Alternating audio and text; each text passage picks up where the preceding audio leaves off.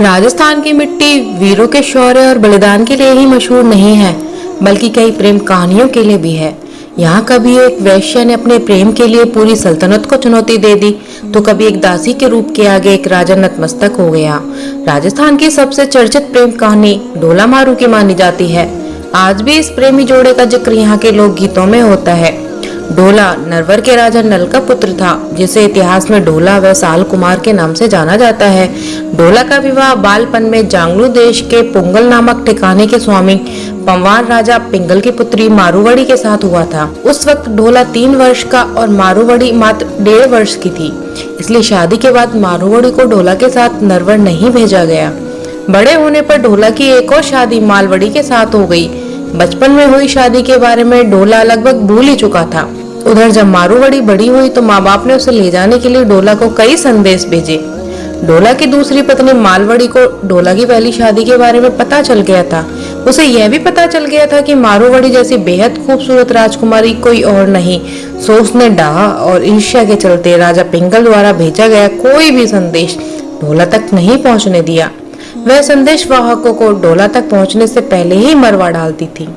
उधर मारूवड़ी के अंकुरित यौवन ने अपना रंग दिखाना शुरू कर दिया। एक दिन स्वप्न में उसने अपने प्रियतम ढोला के दर्शन हुए। उसके बाद तो वह ढोला के वियोग में लगभग जलती ही रही। उसे न खाने में रुचि रही और न किसी अन्य कार्य में। ऐसी हालत देख उसकी माँ ने राजा पिंगल से फिर संदेश भेजने को कहा। इस बार राजा पिंगल ने एक चतुर ढोली यानी कि गायक को नरवर भेजा। इस बार राजा पिंगल ने सोचा कि संदेश वाहकों को तो हर बार मालवड़ी मरवा डालती है, इसलिए क्यों न इस बार किसी चतुर गायक यानी कि ढोली को नरवर भेजा जाए, जो गाने के बहाने ढोला तक संदेश पहुंचा दे और उसे मारवड़ी के साथ हुई अपनी शादी की याद दिला दे। जब ढोली नरवर के लिए रवाना हो रहा था, तब मारूवड़ी ने उसे अपने पास बुलाकर मारू राग में दोहे बनाकर दिए और समझाया कि कैसे ढोला के सम्मुख जाकर गाना सुनाना है। ढोली ने मारूवड़ी को वचन दिया कि वह जीता रहा तो ढोला को जरूर लेकर आएगा, और मर गया तो वहीं का होकर रह जाएगा। चतुर ढोली याचक बनकर किसी तरह नरवर में ढोला के महल तक पहुंचने में कामयाब हो गया, और रात होते ही उसने ऊंची आवाज में गाना शुरू कर दिया। उस रात बादल छा रहे थे, अंधेरी रात में बिजलियां चमक रही थी। झीड़ी झीड़ी पड़ती वर्षा की फुहारों के शांत वातावरण में ढोली ने मल्हार राग में गाना शुरू किया, और ऐसे सुहाने मौसम में ढोली की मल्हार राग का मधुर संगीत ढोला के कानों में गूंजने लगा, और ढोला फन उठाए नाक की भांति राग पर झूमने लगा।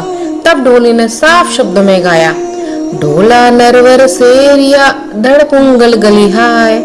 गीत में पुंगल व मारवड़ी का नाम सुनते ही ढोला चौंका और उसे बालपन में हुई शादी की याद ताज़ा हो गई।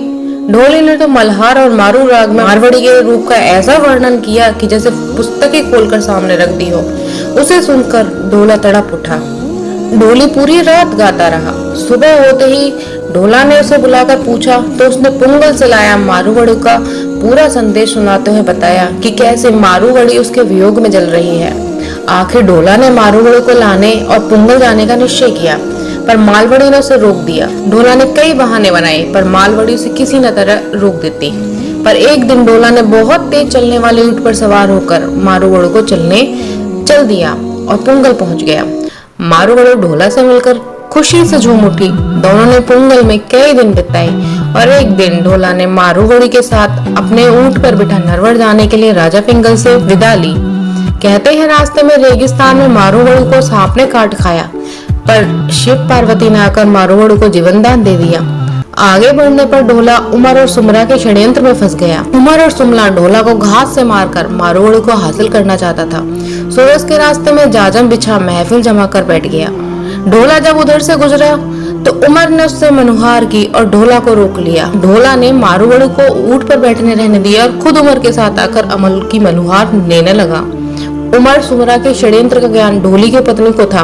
वह भी पुंगल की ही बेटी थी, तो उसने चुपके से षड्यंत्र के बारे में मारूवड़ी को बता दिया। मारूवड़ी ने ऊंट के एड़ी मारी और ऊंट भागने लगा, तो उसे रोकने के लिए ढोला दौड़ा। पास आते ही मारूवड़ी ने कहा, धोखा है, जल्दी से ऊंट पर चढ़ो, और ढोला उछलकर ऊंट पर चढ़ गया। उमर सुमरा ने भी घोड़े पर बैठकर उनका पीछा किया, पर ढोला का वह काला ऊंट उसके हाथ कहाँ लगने वाला था।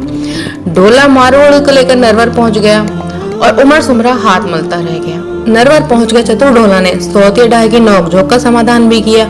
इसके बाद मारूवड़ी और मालवड़ी के साथ आनंद से रहने लगा। इसी ढोला का पुत्र लक्ष्मण हुआ और लक्ष्मण का भानु और भानु का पुत्र परम प्रतापी ब्रजदामा हुआ, जिसने अपने वंश का खोया राज्य ग्वालियर पुनः जीतकर कछवाहा राजा लक्ष्मी का उद्धार किया।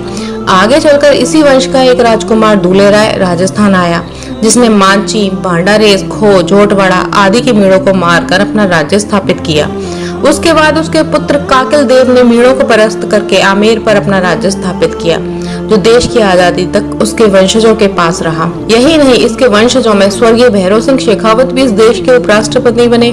वे इसी वंश के श्री देवी सिंह शेखावत की धर्मपत्नी श्रीमती प्रतिभा पाटिल इस देश की राष्ट्रपति बनी। तो दोस्तों, ये थी हमारी आज की कहानी। उम्मीद है आपको पसंद आई होगी। मिलते हैं अगली कहानी में, तब तक के लिए नमस्कार।